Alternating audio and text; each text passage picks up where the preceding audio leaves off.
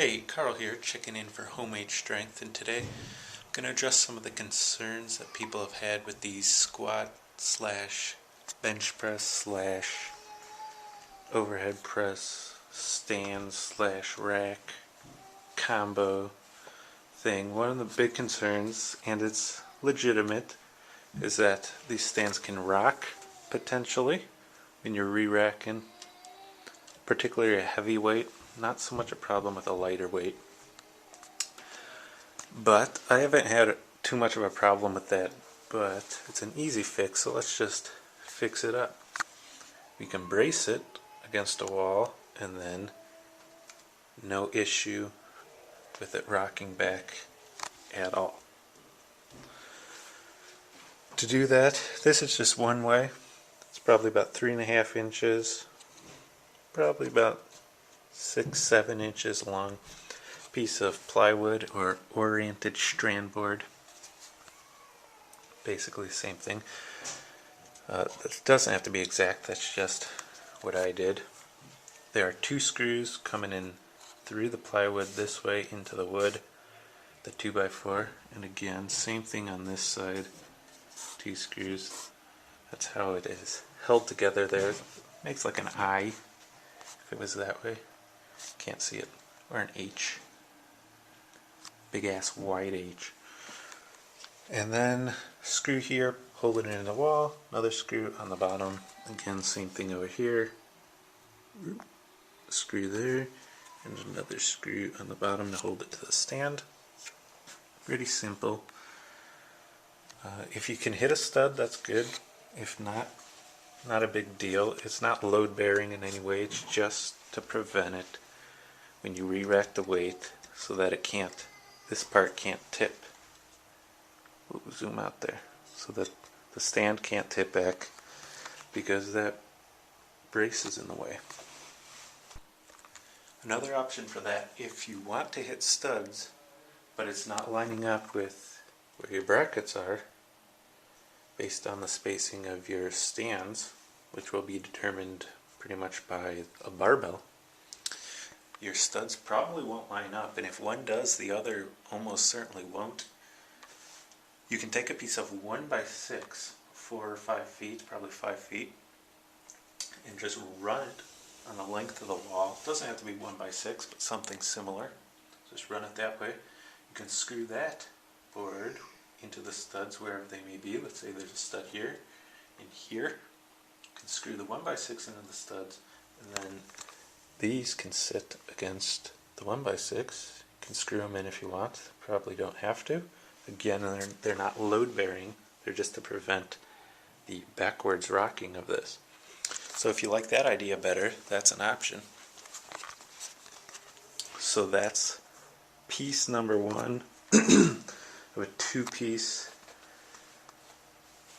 Second part of that is down here.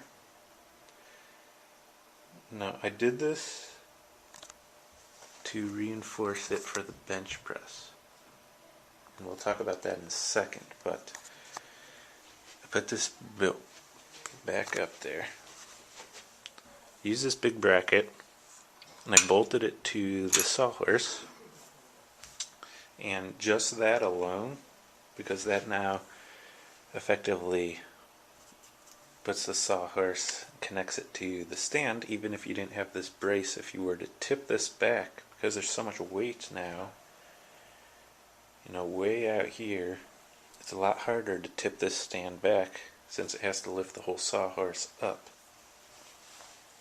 But that's not why I did it. So that was piece number 2 of that. Now the second part of this is to reinforce this for the bench press. If you're lifting alone, you're probably going to sit a little higher on the bench. Typically they say your eyes should be, in front of the bar when you look up at the bar, meaning the bar's more towards your forehead.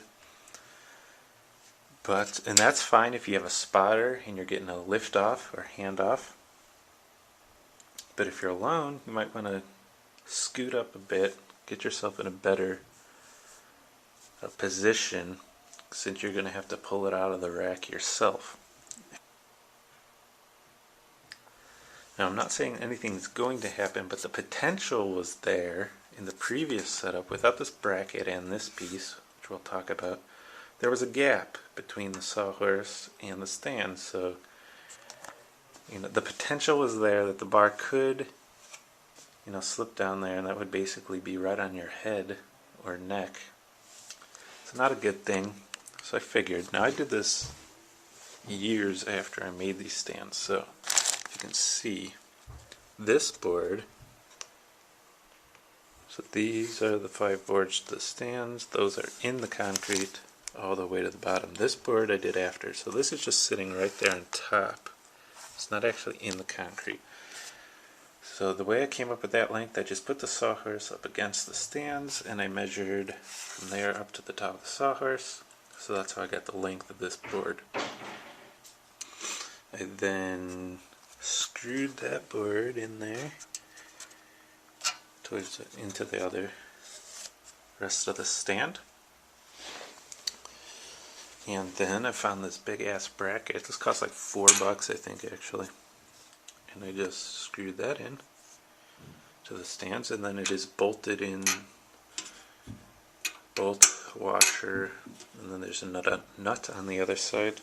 I actually had to drill another hole because it didn't line up with the hole in the sawhorse. Not a big deal there, but so that's how I bolted that down. And now you can see there's no chance, nothing can move, there's no room for the bar to go in there. So you're perfectly safe there. So that's 2 concerns.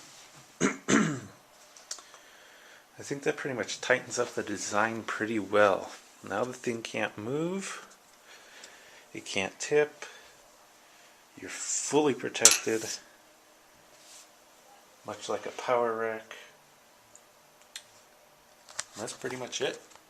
Check out the blog if you are just watching this on YouTube. I'll put a link in the description. And thanks for watching.